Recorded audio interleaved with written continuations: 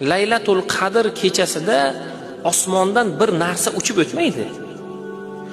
Osmondan laylakka o'xshagan narsa yo bir oq narsaga o'xshagan narsani kutib o'tirmaylik biz. O'shani ko'rganda aynan nima duo qilinsa, aynan o'sha duogina ijobat bo'ladi. Kimdir mana shu bir narsani ko'rsa shuni tillaga aylantirib ber yoki qachon qaysi mana shu duoyimni ijobat bo'lishligi so'ralanadigan masala emas. Unaqa narsa o'tmaydi. Taqdir kechasida duolar ijobat bo'ladi. Unaqa laylak, farishta, osmondan bir narsa uchib o'tishlar degan joy yo'q. Unaqangi ertak narsalarga biz ishonmaylik. Alloh taolo aytayapti: duo qilinglar, duolaringizni ijobat qilaman. Taqdir kechasida, taqdirotlar yoziladigan kechada ibodat ustida bo'lsak, zikr ustida bo'lsak, Alloh taolo taqdirotlarimizni go'zal qiladi.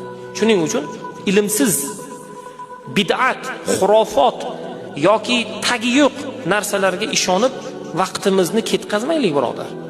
Endi aytayapmiz, bo'ldi endi. Dunyoviy matohlardan ozgina chekining, ozgina yutqazganday ko'rining. Aslida u g'alaba. Endi din bilan, ibodat bilan, farzand tarbiyasi bilan ozgina muddat. Farzand tarbiyasi bilan yaxshilik ila shug'ullaning. Alloh taoloning o'zi fazl va marhamat beradi.